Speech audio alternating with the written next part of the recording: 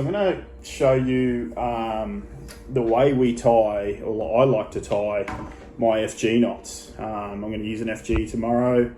I've got some 80-pound leader here, just monofilament leader that I'm going to use. I also use tough fluoro at times as well, but I'm going to go through and use this 80-pound monofilament leader and tie up an FG. So there's so many different ways to tie these.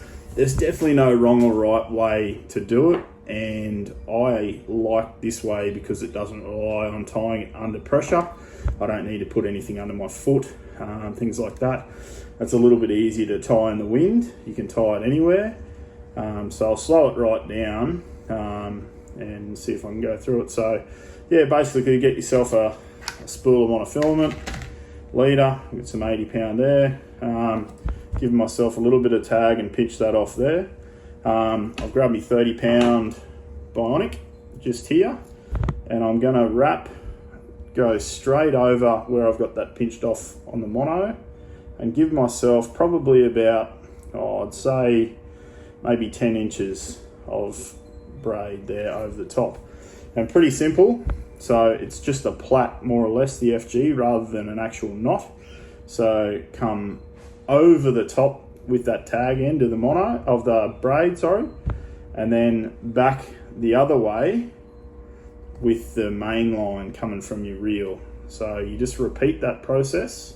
So over the top of the tag, and then back the other way with your main line, and you repeat that. And I like to do around 6 to 8 each side, so you end up with 12 wraps in total, or 16 wraps, depending on the thickness of the braid and the thickness of the leader. If I'm using pretty light stuff, you can make it a lot more wraps to get a better bite into that mono.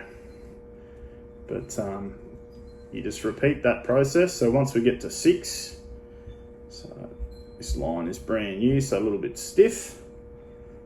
All right, so we've got our 6 wraps in either direction, so a total of 12. Then I just grab the monofilament tag end there, and I simply pull down on the mono from the spool end and just work it down, and just pulling the same way a fish would, and then pinch that off. So that's all tight down and pulled down now onto the mono. And you just repeat that process once again. So starting with the tag end of your braid, and go over, and then back the other way, and you just get your 6 wraps aside again, or more or less. It doesn't have to be 6 if you like to have it 3 or 4 or 2, whatever works for you, but I find 6 works for us, and I don't generally have any of these let go on me. So that's one thing you don't want, is when you're fishing, especially if you're going out for trophy fish, or you're going out for some big redfish for the table, the last thing you want is this thing to let go. So we've just pulled that tight again. So we're up to the 3rd process. I've had 2 of those pulled tight, snug, and we're going to go for number 3. So again, starting the process, and just over, and then back the other way again, over, back the other way again.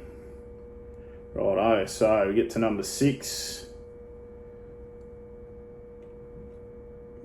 Again, same thing. So grabbing the monofilament leader and pulling down the same way a fish would pull. Okay, so I'll pinch that off, and that's pinched off hard and tight. So now we need to finish off the plait to make sure that it's not going to come loose. So the first thing I do is grab the tag of the monofilament out this side, and the main line coming from your reel, and put them together like that, and I just pinch them off with my fingers, and I grab the tag end of the braid, and I simply just do a half hitch around that and pull that tight, just so it pulls down and stops that plaiting from coming undone. Then I like to put some pressure on the knot so it all sort of binds in together nicely. So I'll just take a couple of wraps on my hands and just pull down and get that to bite in.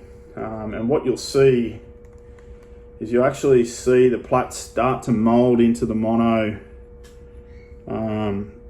so it's quite smooth.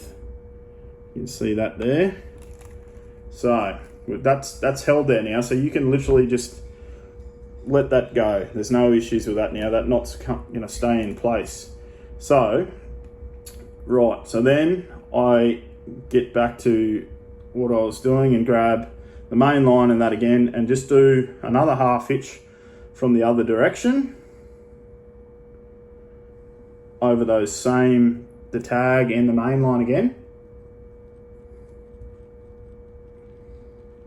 Same thing again, I just pull that down.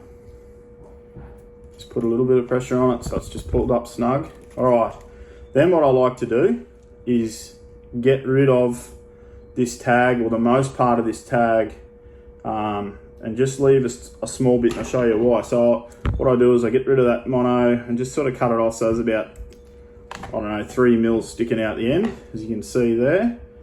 And then do another half hitch just over the braid, the main line this time. So grab a half hitch there. All right, again, sustain some pressure, and this is where you'll see whether your knot's going to let go, because that monofilament leader will pull through here if you haven't done that properly. So you can see that there's no way that is going anywhere. That hasn't even slipped the tiniest bit. Right, then I get another half hitch going over that main line from the opposite direction. So I've now got a total of 4 half hitches on this knot. So I've got two half hitches over the main line and the tag, and then another 2 just on the main line snugging in. Okay, so now you get up to the most important part of the FG, and that is to make sure that it's never going to come undone on you. So if I was to leave this like this is now, even if I trim up that little bit of mono and trim up the tag end, repetitive casting, so if you're casting for barra or something like that, where you're doing a lot of casting all day long, or GT popping or whatever, you will find just with the half hitches, eventually they will come undone and that knot is going to fail on you. So it doesn't matter how tight it is, eventually, if you're doing 1,000 casts in a day, that will come undone if you were to leave it like that. So here's the tricky bit, and not tricky, I say tricky, I mean this is a really little hot tip to make sure that this doesn't come undone, and it's pretty simple. A mate of mine named Jimmy Harland, quite a good young fisho, has come up with the name of it, and he calls it the triple, and it's pretty simple. It is that. So all it is potentially a whip finish. So you're doing a triple half hitch. So you're pulling the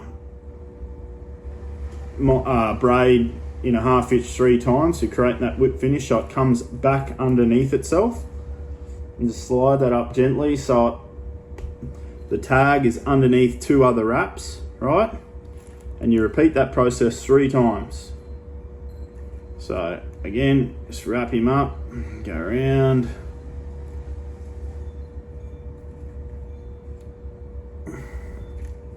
Pull it tight, right? And the 3rd time, and that's our triple.